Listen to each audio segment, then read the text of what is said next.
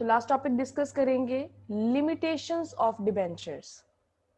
अगर मैं डिबेंचर से पैसा लेती हूँ, बाहर वाले लोगों से एक तरह का उधार लेती हूँ, मुझे कौन कौन सा नुकसान है। अब मैं इन्वेस्टर भी बनूंगी यहाँ पर, मैं कंपनी भी बनूंगी। पहले हम करते हैं from the view point of investor. ठीक है, जिस पर्सन ने पैसा इन्वेस्ट किया। अब इन्वेस्टर आप लोग हो।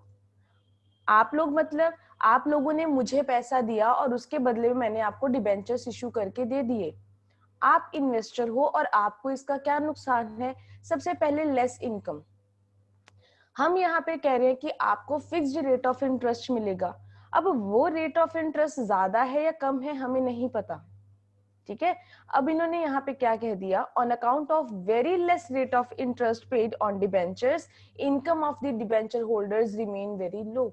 क्योंकि आपको कम इंटरेस्ट मिलता है, उसकी वजह से आपकी जो इनकम है वो भी कम हो जाती है। अगर उसी जगह पे मैं इक्विटी शेयर होल्डर की बात करूं, तो इक्विटी शेयर होल्डर वालों को हम ये कहते हैं कि जो पैसा बच गया, जो प्रॉफिट बच गया, उस वो रिमेनिंग प्रॉफिट किसका है, वो ऑनर्स का है। वो सारा प्रॉफिट किसका है, इक्विटी शेयर होल्डर का है। हम उनको डिविडेंड दे देंगे तो काफी इनकम बचती है और उनको ज्यादा मिलता है। और हमें वही हर महीने 10%, 9%, 8% बस यही इनकम मिलती है। चाहे वो फिक्स्ड है बट वो है क्या, कम है। नेक्स्ट वन लिखा है no participation in the management. ये बार बार ये चीज आप लोगों को बताई गई है कि डिबेंचर होल्डर के पास कोई राइट नहीं होता मीटिंग को अटेंड करने का। ठीक है, debenture holder do not have the right to vote in the meeting of the company because they are the creditors of the company. उधार जो बाहर वाले लोग हैं, हम उनको डिसीजन लेने के लिए कंपनी में नहीं बुलाते। कौन डिसीजन लेता है, सिर्फ equity share holders. Debenture holders कोई भी मीटिंग में मीटिंग नहीं अटेंड करते, कोई भी डिसीजन मेकिंग में पार्टिसिपेट नहीं करते। तो आपको कितना नुकसान हुआ, आपने मेरी कंपनी में पैसा लगाया और एक तो मैं आप लोगों को कम इनकम दे रही हूँ, दूसरी बात ये है कि आप लोगों को मैं कोई मीटिंग राइट भी नहीं दे रही हूँ। अब ये आपका जो इसके बहुत सारे एडवांटेजेस भी हैं, वो हम पहले डिस्कस कर चुके हैं प्रीवियस वीडियो में। अब हम बात करते हैं from the view point of company.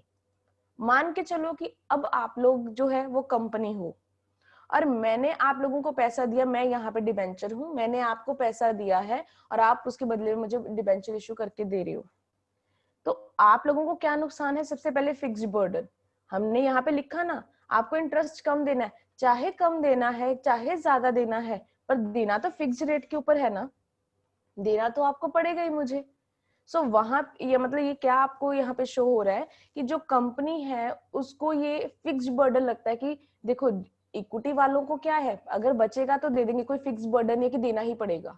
अगर पैसा बच गया तो दे देंगे, नहीं बचेगा तो उनको डिविडेंड नहीं देंगे। पर in case of debenture holder देना ही पड़ेगा, चाहे कंपनी को प्रॉफिट हो चाहे कंपनी को लॉस हो। आगे लिख दिया है, चाहे वो कहते प्रॉफिट अर्न करे या ना करे, हमें कुछ लेना देना नहीं है, हमें पैसा देना पड़ेगा। तो ये फिक्स बर्डन है आपके ऊपर। नेक्स्ट वन लिखा है लीगल एक्शन पॉसिबल। आपको ये नुकसान है कि कल को अगर आप लोग ये फिक्स बर्डन को नहीं मीट आउट करते, आप मुझे इंटरेस्ट नहीं देते, आपने 3 साल बाद मेरा पैसा रिडीम करना था, आपने नहीं किया, मैं आपके अगेंस्ट लीगल एक्शन ले सकती हूँ। आप कंपनी हो, मैं डिबेंचर होल्डर हूँ यहाँ पे। तो इस तरीके से समझना कि मैं आपके अगेंस्ट लीगल एक्शन ले सकती हूँ। क्यों? क्योंकि आपने मेरे से वादा किया था कि आप मुझे फिक्स्ड रेट के ऊपर इंटरेस्ट दोगे, आपने नहीं दिया, मैं क्रेडिटर हूँ। बाहर वाले लोग हैं, फॉर एग्जाम्पल हम लेते हैं बैंक लोन। बैंक लोन वालों को हमने पहली इंटरेस्ट पेमेंट नहीं करी, दूसरी इंटरेस्ट पेमेंट नहीं करी, उनका प्रिंसिपल अमाउंट वापस नहीं करा, वो क्लेम करेंगे ना, चाहे वो मेरी बाद में गाड़ी उठा के ले जाए, कुछ भी करे, वो कोई ना कोई आपके अगेंस्ट लीगल एक्शन लेंगे। Same in case of debentures. अब डिबेंचर्स भी क्या कर सकते हैं, आपसे वो पैसा रिकवर करेंगे in case the company is unable to pay interest और रीपे द प्रिंसिपल। देखो, दो चीजों की बात करी है मैं, जो आपको भी एग्जांपल में बता रही थी।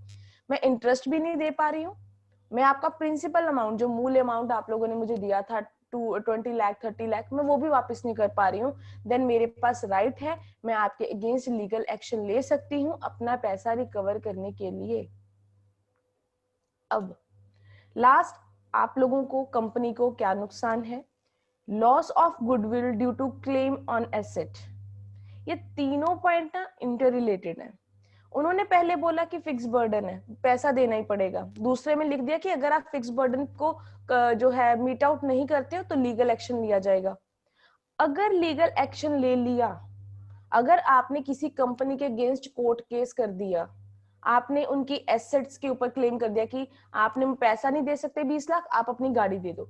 आप 20 लाख नहीं दे सकते, आप अपनी लैंड दे दो, अपनी बिल्डिंग दे दो, अपनी मशीनरी दे दो। इस वजह से आपकी गुडविल क्या हो जाएगी, कम हो जाएगी।